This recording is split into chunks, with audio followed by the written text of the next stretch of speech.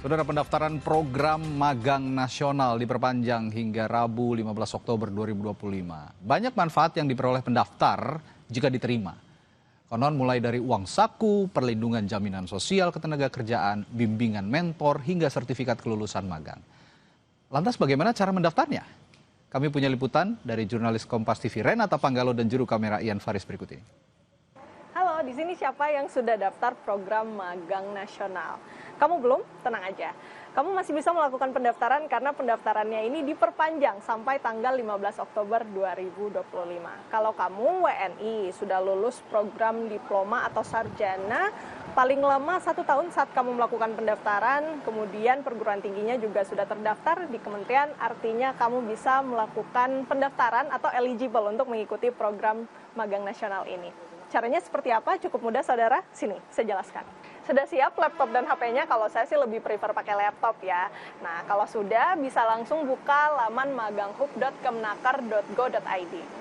Nah, saudara, sekarang kita sudah masuk di laman maganghub.kemenaker.go.id. Kemudian kita langsung pencet masuk aja di sudut kanan atas. Lalu bisa mendaftar atau masuk begitu ya dengan menggunakan akun Siap Kerja. Kalau belum punya, bisa daftar juga terlebih dahulu di akun Siap Kerja ini. Nah, karena saya sudah tidak eligible untuk melakukan program magang nasional ini, saudara, mungkin saya perlihatkan aja ya. Kira-kira ada lamaran apa aja sih? Nah, di sini juga bisa kelihatan nih. Coba kita lihat. Nah, ini cukup banyak ya, saudara, lowongannya, dan tinggal pilih aja nanti setelah masuk, tinggal pilih ada lowongan-lowongan apa, kemudian bisa lengkapi juga dokumen apa yang diperlukan, dan tinggal kirim aja deh lamarannya. Dan yang menariknya lagi nih, kamu juga bisa melakukan pendaftaran ke 3 perusahaan sekaligus, jadi kesempatan untuk keterima di program magang nasional ini juga lebih besar. Kementerian Ketenagakerjaan menargetkan sebanyak 100.000 peserta yang nantinya akan dibagi ke dalam 2 batch. Untuk batch pertama yang sedang terbuka sampai dengan tanggal 15 Oktober, ini targetnya untuk 20.000 peserta. Sementara nanti untuk batch kedua ada 80.000 peserta.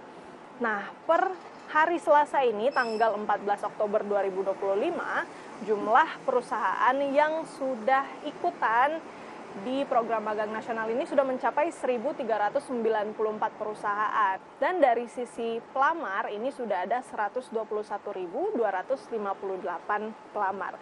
Kedepannya pemerintah akan mendorong lebih banyak lagi, baik itu dari perusahaan, kementerian, lembaga, dan juga badan pemerintah untuk lebih banyak, lebih aktif berpartisipasi dalam program magang nasional ini.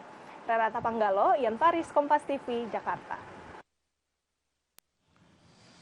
Program magang nasional batch yang pertama ini telah memasuki tahap pendaftaran. Nah, magang nasional akan dilaksanakan pada 20 Oktober 2025 hingga 19 April 2026 dengan menyediakan kuota untuk 20.000 peserta.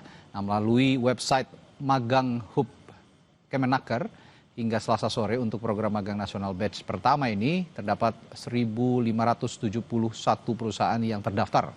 Dan ada sebanyak 321.987 jumlah lamaran yang disajikan. Dan sudah ada 127.061 jumlah pelamar yang mendaftar. Sementara itu untuk jadwal pelaksanaan program magang batch yang pertama ini telah berlangsung sejak 1 Oktober lalu. Di mana pada tanggal 7 hingga 15 Oktober 2025 telah berlangsung pendaftaran peserta magang. Dan di tanggal 16 hingga 18 Oktober 2025 proses seleksi dilakukan dan pelaksanaan magang akan berlangsung mulai 20 Oktober 2025 hingga 19 April 2026.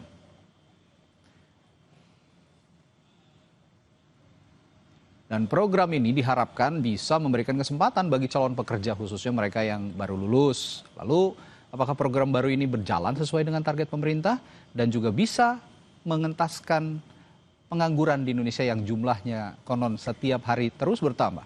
Kita akan membahasnya bersama Ahmad Nur Hidayat sebagai pakar kebijakan publik Universitas Pembangunan Nasional yang sudah hadir di studio. Selamat malam. Hidayat. Dan juga baik, alhamdulillah. Terima kasih. Dan di sambungan Zoom atau virtual ada juga Edi Urianto, anggota Komisi 9 DPR RI dari fraksi PDI Perjuangan. Selamat malam, Pak Edi. Selamat malam, Mas Radhi Saputro. Baik, saya ke Pak Edi dulu deh, karena Pak Edi kan pasti intens ya berkomunikasi dengan pemerintah ya, dalam hal ini Kementerian Ketenagakerjaan gitu. Nah, ini program magang nasional ini katanya dibilangnya solusi jitu menekan angka pengangguran khususnya di kalangan lulusan baru. Apa jaminannya dan kira-kira ini akan menjadi program jangka panjang atau jangan-jangan hanya sementara saja? Sementara tuntutan publik kan ini jangka panjang gitu Pak Edi. Komisi 9 dan Kemenaker sebetulnya sudah membahas di ruang sidang ya. Jadi memang kita ingin menyiapkan SDM kita itu memenuhi standar kompetensi yang berhubungan dengan dunia kerja. Maka di Kemenaker itu ada program pelatihan dan pendidikan, ada program sertifikasi, lalu ada program magang baik di dalam maupun di luar negeri. Tapi tampaknya Kemenaker dan Pak Presiden ingin mendorong program magang ini ditingkatkan jumlahnya, mengingat memang saat ini itu ada kegagalan perguruan tinggi di dalam menyiapkan lulusannya yang memiliki kompetensi sesuai dengan yang dibutuhkan oleh dunia kerja. Kita tahu bahwa misalnya di tahun 2023 ya, pengangguran yang dari lulusan mulai diploma S1, S2, S3 itu di tahun 2003 ada 11%. Lalu di 2024 naik menjadi 15%.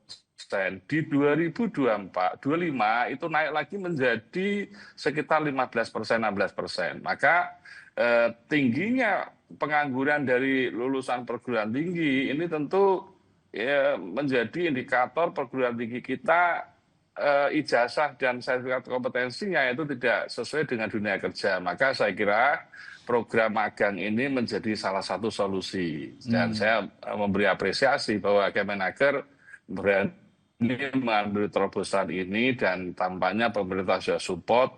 Mudah-mudahan ini menjadi bagian dari menurunkan gap antara lulusan perguruan tinggi dengan dunia kerja. Oke, kalau gitu saya ke Pak Hidayat. Pak Hidayat, saya tadi menanyakan ke Pak Edi bagaimana jaminan dari pemerintah sepertinya komunikasi dengan Komisi 9. Tapi saya ingin bertanya juga dari perspektif Anda sebagai analis kebijakan publik gitu. Ini publik kan berharapnya sustain ya, mengentaskan pengangguran ini jangka panjang gitu, seperti yang saya singgung tadi. Tapi saya kok melihatnya seperti bumper saja karena hanya bersifat sementara. Anda melihatnya bagaimana? Ya, kalau kita lihat size-nya ya, memang yang ditawarkan di batch pertama ini 20.000 fresh graduate yang akan direkrut. Sementara kalau kita lihat total pengangguran existing nih, ada 7,8 juta orang. Ya. Artinya mereka ini kalau dibandingkan dengan 20.000, waduh itu kecil sekali angkanya ya. Dan kalau kita melihat size-nya sebetulnya ini sih tidak berdampak apapun dalam meningkatkan daya beli masyarakat. Sebetulnya yang dibutuhkan publik gitu, Mas, adalah bagaimana masyarakat kita ini yang tidak bekerja bisa segera bekerja, yang kemarin kehilangan pekerjaan bisa segera direkrut. Tuh. Dan yang fresh graduate bisa mendapatkan lapangan pekerjaan. Tapi kan kondisi lapangan pekerjaan kita terutama dari sisi supply-nya kan terbatas. Supply terbatas kenapa? Karena pengusaha-pengusaha, para perusahaan-perusahaan melihat ekonomi sedang tidak baik saja. Jadi mereka sekarang ini dalam posisi hold, wait and see. Syukur-syukur mereka nggak lay off. Nah sebetulnya saya kira cara yang dilakukan oleh pemerintah dalam hal ini Kemenaker dengan menawarkan program magang kepada fresh graduate ini sebetulnya niatnya baik. Tetapi kalau dari size-nya tadi pertanyaan Mas tadi sangat kecil sekali sehingga ini dampaknya ya lebih kepada kelihatan etalase saja. Tapi apakah itu akan menciptakan daya beli, meningkatkan daya beli, meningkatkan pertumbuhan ekonomi? Saya kira masih terlalu kecil ya untuk melihat pengaruhnya ke sana. Kalau bicara size juga, saya mau bertanya soal daya serap para perusahaan-perusahaan, termasuk katanya kan BUMN juga diminta untuk juga ikut serta ya merekrut mereka-mereka yang mencari pekerjaan ini yang masih menganggur.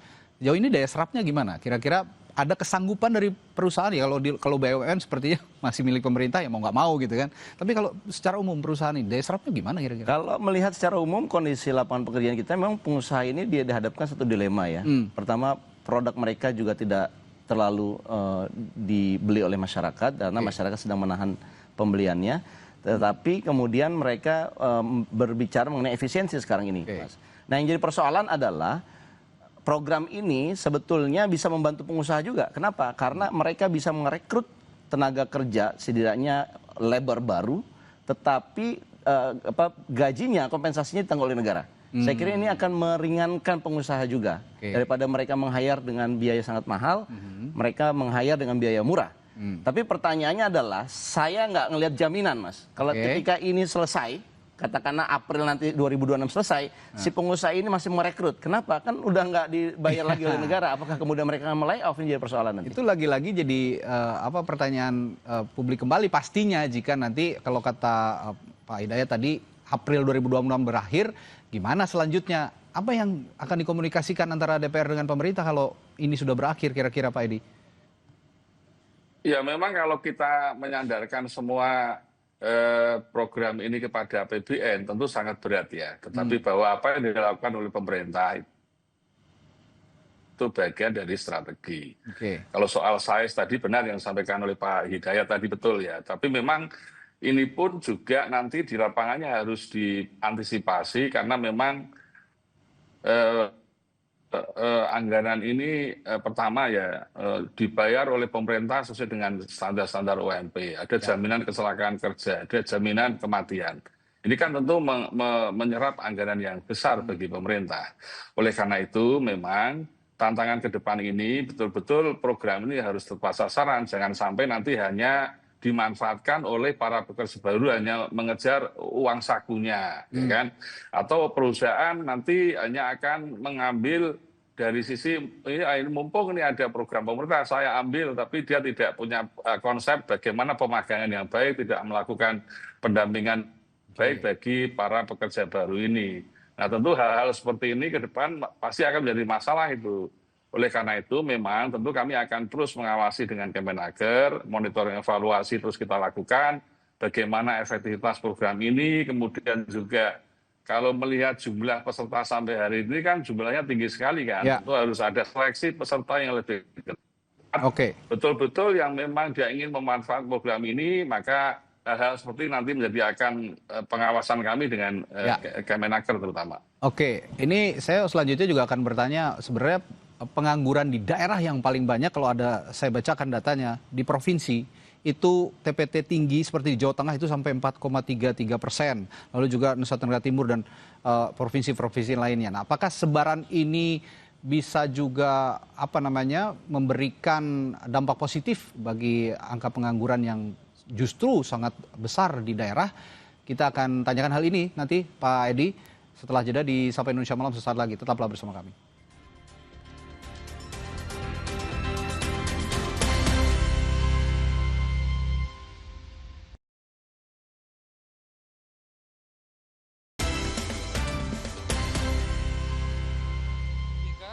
Untuk bisa membantu menyelesaikan, memberikan jalan keluar dengan kebijakan dari KKSK atau dari Kementerian Keuangan, sehingga nanti dari segi demand-nya bisa terselesaikan.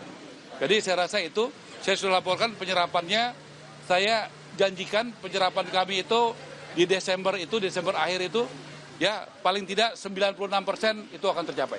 Itu, terima kasih. Jadi sebetulnya saya kesini mau lihat, dia bisa nyerap anggaran enggak? Saya sudah siap-siap memotong tadi. Tapi tadi memang ada beberapa bagian yang masih agak lambat penyerapannya.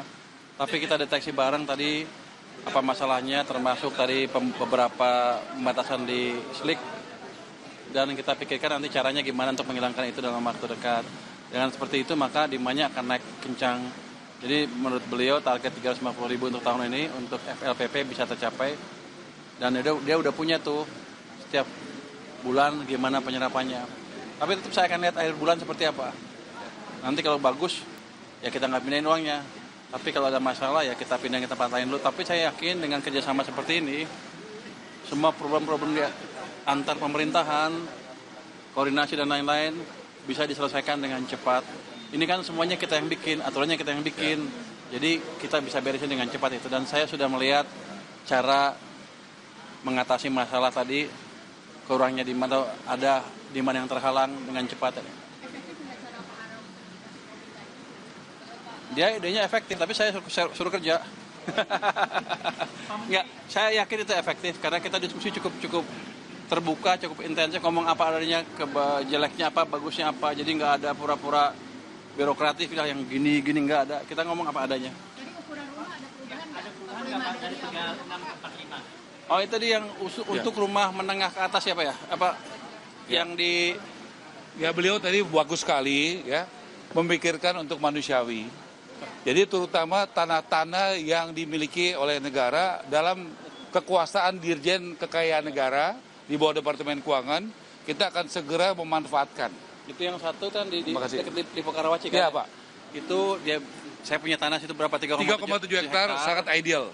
Kita akan proses dengan cepat, tinggal dapat balik nama kita dari BPN. Saya udah suruh staf saya beresin dalam waktu 1 minggu 2 minggu, kalau enggak ya ada masalah lah, kalau enggak ada sanksi lah kira-kira gitu. Tapi itu kita bisa beresin cepat. Nanti begitu clear dia akan buat programnya. Ya rumahnya katanya tadi 36, apartemen kan kecil kalau 36. Saya pikir buat aja lebih besar yang 5 manusiawi 45. Jadi orang tinggal di situ cukup comfortable. Beliau setuju. Jadi kita akan percepat program-program seperti itu. Jadi diskusi tadi amat membangun sekali. Yang jelas hambatan-hambatan yang dihadapi beliau akan kita bisa hilangkan dalam waktu tidak terlalu lama. Mudah-mudahan target 350.000 akhir tahun untuk FLPP tercapai, dan yang tadi BSPS juga harusnya bisa tercapai.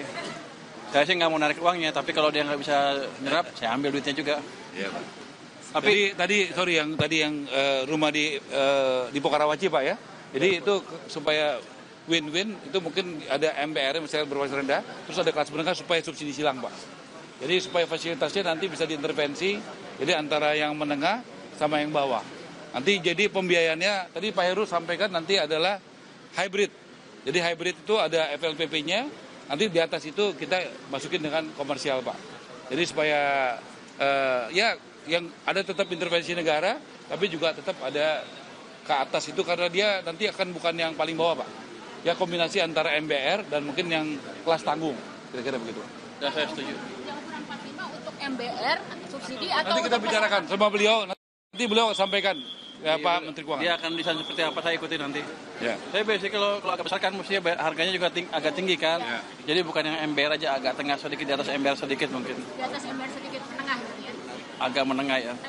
Menengah tanggung. Menengah tanggung ya. Istilahnya tanggung. Ada segmen yang kosong tuh, menengah tanggung tuh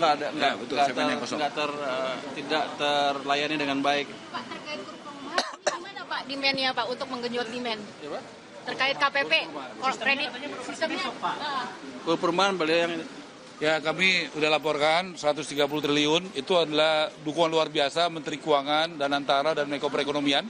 Pertama kali sepanjang sejarah, ya kontraktor, developer, toko bangunan yang UMKM pinjam duit di bank diintervensi ya dari Menteri Keuangan, bunganya disubsidi 5%. Saya undang beliau ini untuk hadir, untuk juga saya ucapkan terima kasih karena ini goal bisa dukungan Pak Menteri Keuangan. Ya. Di mana kan kenceng, ekonomi kan udah mulai balik nih. Saya pikir sebulan 2 bulan ke depan akan banyaklah orang yang punya uang lebih dibanding sebelumnya. Harusnya demandnya akan tumbuh juga. Jadi semua orang kan pengen punya rumah.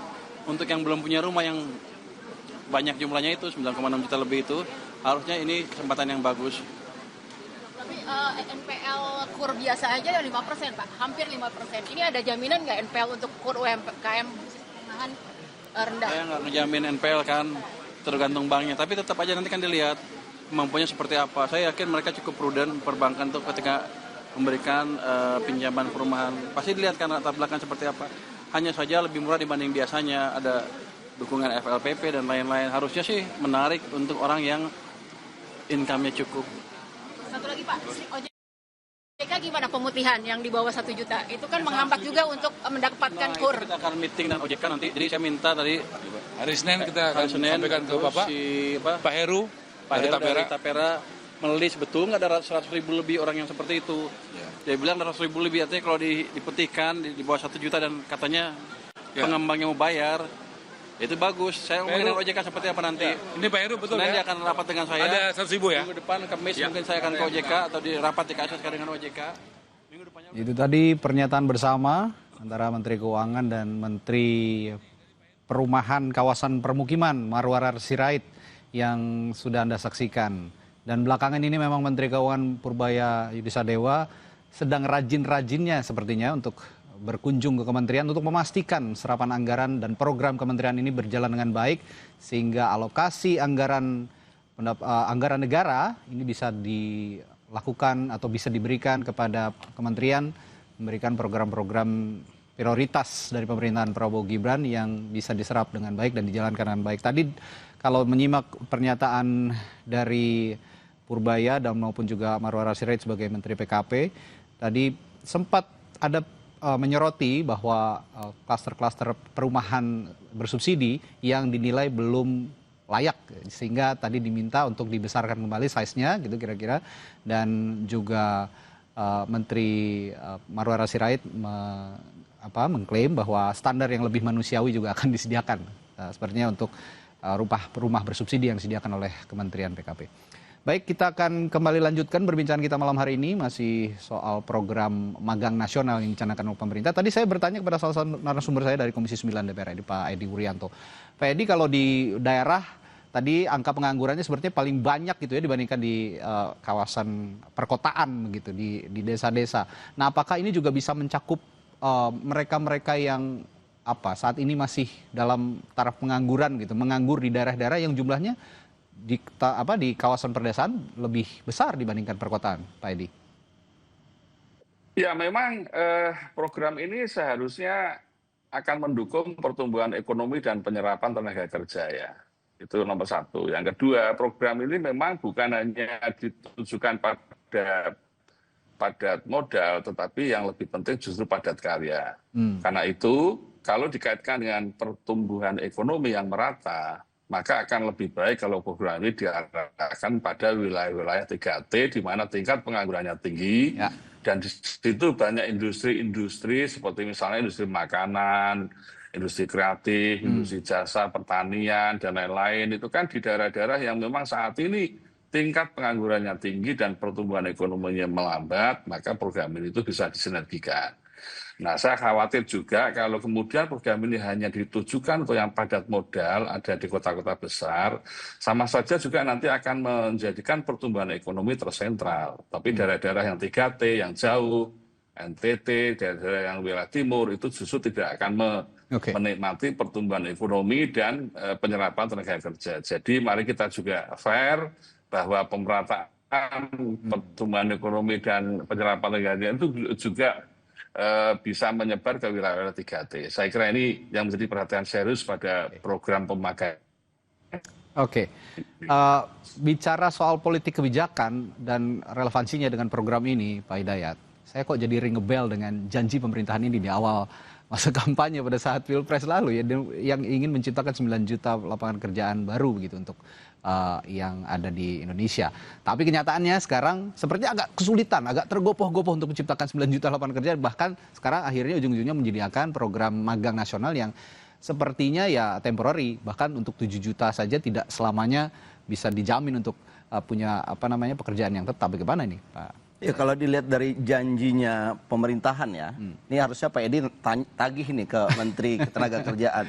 Kalau janjinya adalah 9 juta, let's say dia tidak dikatakan berapa tahun, katakan 5 tahun lah tercapai. Jadi kalau kita bagi 5, 7 juta bagi 5 itu sekitar 1 jutaan lebih. Ini kan yang program ini yang kemudian didiskusikan, kan hanya 20.000 plus 80.000, sekitar 100.000. Padahal kalau lihat dari target pemerintahan Pak Prabowo ini kan akan sekitar 1 juta ya saya katakan tadi. Jadi ini gapnya masih jauh. Ini angka 1 juta ini ya Mas, ini ada angka tambahan yang akan direkrut, ya akan diciptakan lapangan pekerjaannya. Sementara angka pengangguran yang existing 7,5 juta tadi ini akan ditutupi. Jadi sebenarnya ada tambahan 7,5 ditambah 9. Berarti hampir 16 juta lapangan pekerjaan baru yang dijanjikan akan terbentuk. Kan pertanyaannya, bagaimana caranya kalau kita hanya bicara programnya 20.000, 80.000 ya, saya kira ini masih terlalu jauh. Oleh karena itu saya kira Pak Menteri Ketenagakerjaan kalau mendengarkan dan juga stakeholder DPR saya kira perlu menuntut ya. Langkah apa sih yang brilian yang bisa menciptakan katakanlah 16 juta lapangan pekerjaan baru? Saya kira ini bukan tugas yang sederhana. Ini tidak hanya sekedar Kemenaker, tetapi juga kolaborasi industri, kolaborasi lembaga pendidikan. Ingat loh, program magang ini di Kementerian Pendidikan Tinggi sudah ada juga. Jadi mereka sebelum lulus ada magangnya. Cuma bedanya sekarang magang yang ini adalah gajinya itu diberikan oleh negara, ya sekitar UMK-nya itu selama 6 bulan. Tapi kan mereka statusnya masih magang. Jadi kasihan mahasiswa kita ini, 2 kali magang mereka. Magang sebelum lulus, sampai sudah lulus pun masih magang statusnya. Saya kira ini mungkin perlu dipikirkan ya, untuk menjadi karyawan tetap gitu. Oke, apa yang perlu didorong kalau gitu Pak Edi? Kalau melihat, ya lagi-lagi ini kita berupaya untuk agar program pengentasan pengangguran ini bisa sustain, bahkan sampai jangka panjang kalau bisa begitu Pak Edi.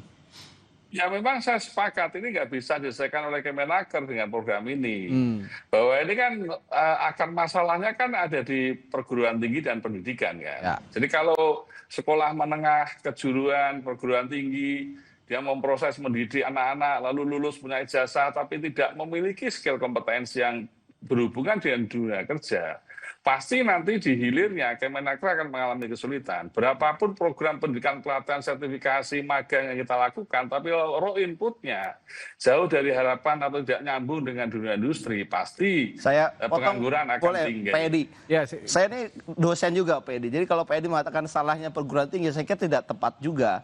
Perguruan tinggi selalu memberikan skill apa yang dibutuhkan oleh industri. Cuma persoalannya Pak Edi, industrinya belum punya kemampuan untuk merekrut. Saya kira ini yang itu tadi yang saya bilang serapan ya. Dasar masalah. Jadi tenaga kerjanya ada tapi industrinya tidak punya kemampuan untuk fiskal menyerap karena merekrut tenaga kerja juga harus punya kemampuan fiskal yang mumpuni begitu perusahaan-perusahaan ini. Gimana itu Pak Edi? Untuk mendorong Kementerian Tenaga Kerja juga bisa ikut mendorong juga para pelaku usaha ini merekrut fresh graduate yang juga akan bekerja di perusahaan-perusahaan itu. Ya Komisi 9 dan Kemenaker kan ada di tengah kan, ada di antara perguruan tinggi dan ada di dunia usaha. Saya kira saya sepakat bahwa dunia usaha pun juga ada masalah di situ. Tapi bahwa dunia perguruan tinggi lulusannya juga harus ditingkatkan kompetensinya.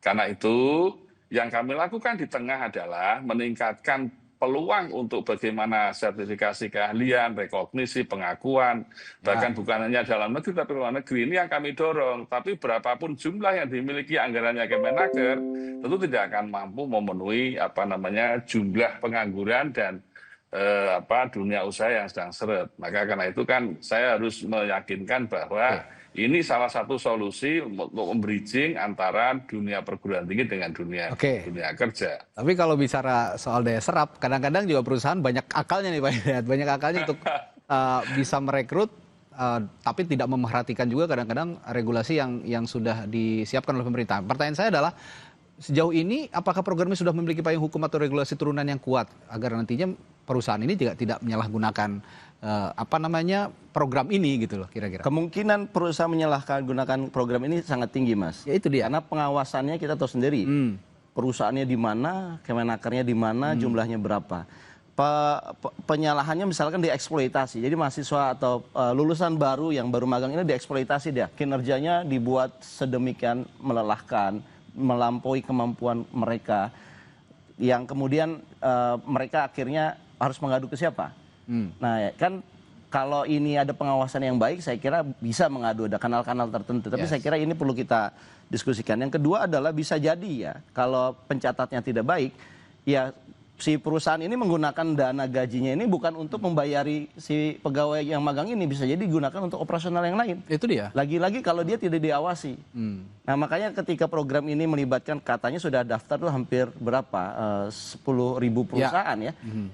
Berapa orang tenaga yang digunakan untuk mengawasinya? Kalau tidak mencukupi, saya kira program ini ya pasti akhirnya melahirkan kegagalan. Dan kita nggak mau kan itu uang negara. Bayangkan 3,3 juta UMK rata-rata begitu nasional dikalikan 100.000 dikalikan 6 bulan. Itu kan rupiah yang lumayan begitu. Nah, bicara soal lembaga pengawasan, DPR juga mau ikut mengawasi Pak Edi? Oh ya pasti. Jadi saya masih melihat bahwa ada ambigu status hukum. Jangan sampai nanti ini hak magang, tapi oleh perusahaan dia hak kerja. Betul. Karena itu ya ini nanti akan ada eksploitasi bagi perusahaan. Wah mereka ini dapat lulusan baru magang tapi diberlakukan sebagai pekerja. Karena itu Kemenaker perlu merevisi Permenaker nomor 36 tahun 2016, masukkan kategori program nasional dan mekanisme pengawasan digital yang berbasis siap kerja itu betul-betul harus transparan. Nah, kita menjaga yang magang ini dia belajar bekerja, dia harus memperoleh pendampingan, dia harus memperoleh rekognisi dan pengakuan untuk kemudian nanti setelah selesai program magang, dia akan lebih percaya diri, kompetensial untuk masuk dunia kerja sesungguhnya. Nah, ini masih ada celah hukum, karena itu nanti saya akan mendorong Permenaker 36 2016 harus direvisi. Itu sebagai jawaban tadi Pak Hidayat tadi. Oke, satu hal yang positif yang diutarakan oleh Pak Edi. Dan ini sebenarnya niatnya positif ya, cuman ya itu tadi jangan sampai program magang ini tidak jadi pintu masuk praktik kerja kontrak terselubung kira-kira gitu Pak Hidayat. Ini yang juga bahaya karena banyak juga tuntutan kaum buruh, kaum pekerja gitu ya. Jangan sampai ada kerja-kerja kontrak terselubung di tengah program magang nasional yang sedang digalakan oleh pemerintah ini. Baik, terima kasih Pak Hidayat dan juga Pak Edi sudah berbagi perspektifnya di program Sapa Indonesia Malam. Kita jumpa lain waktu. Sampai jumpa lagi. Sehat selalu. Sehat selalu. Terima kasih. Saudara, setelah jeda kami akan hadirkan informasi lainnya di program Sapa Indonesia Malam. Di antaranya soal PSSI yang tunggu laporan manajer timnas Sumarji sebelum putuskan nasib Patrick Kluivert sebagai head coach atau pelatih kepala timnas Indonesia. Sesaat lagi kami hadirkan informasi.